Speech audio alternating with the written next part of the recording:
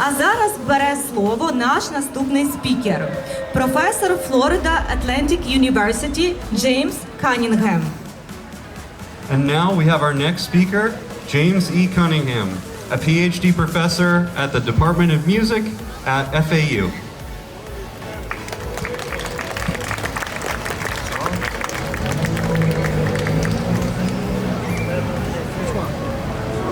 Good evening.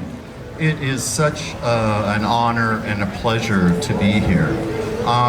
I am not Ukrainian. I'm American from Irish descent, Irish Catholic descent.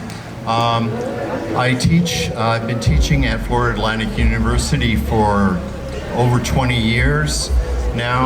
And I was asked to speak here because I have a section on Ukraine in my class.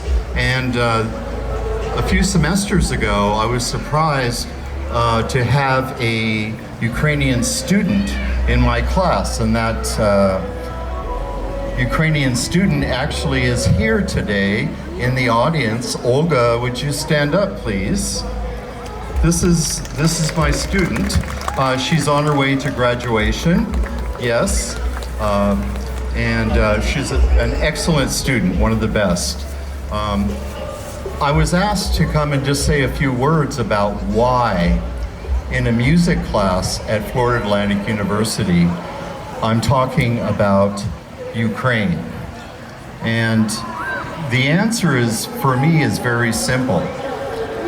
My discipline is ethnomusicology. Ethnomusicology is interested in studying the relationship between people and music. We're really interested in the people, and we look at music as a vehicle, as a window for understanding people and their culture. And I wanted to include a section in my class on music and war. And because of the war in Ukraine, I decided to add a section on Ukraine.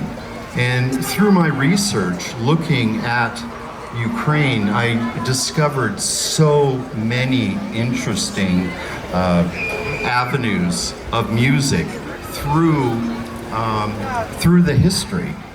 I would very much like to thank the Association of Florida, the Ukrainian Association of Florida, for having me here, and Juliet as well for inviting me.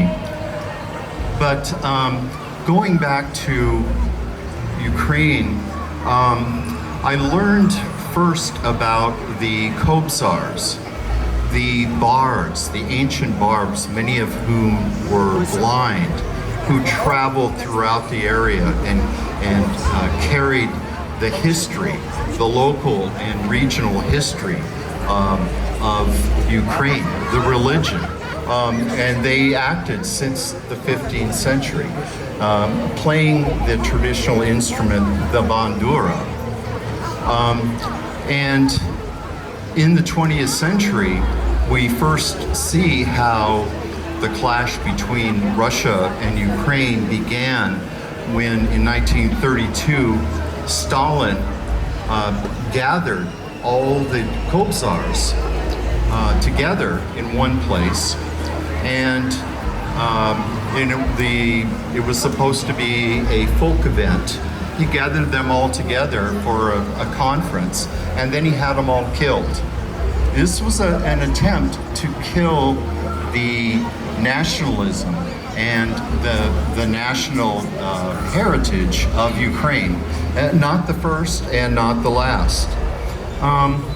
So I became extremely interested in the instruments, the bandura, which is still played. We still have Kobzars and offshoots of Kobzars in the Ukraine and outside.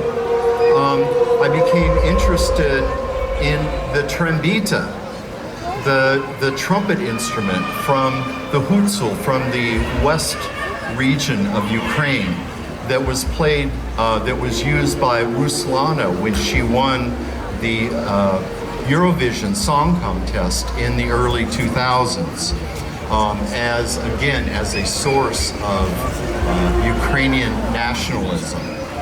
And more recently, the 2023, I believe, the Kalush Orchestra winning the Eurovision competition, featuring the trembita, the overtone flute. This is a flute that doesn't have any holes in it, and it's played by just blowing in the end.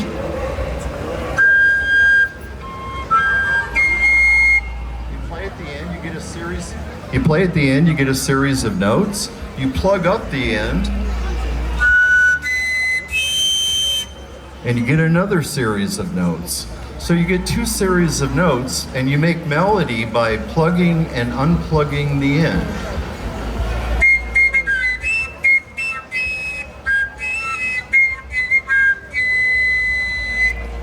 Okay, that's it. That's all I got. This, yeah, I'm working on it. This particular trombita was made by the same individual that makes the trombitas for the Kalush Orchestra. This is from Ukraine, and this trombita will be up for auction along with many other items that will be auctioned off at the end of all the speeches and performances today, in about 45 minutes or so. So keep that in mind. This will be up. This is a very important instrument. Support Ukraine, as we all do, as I do.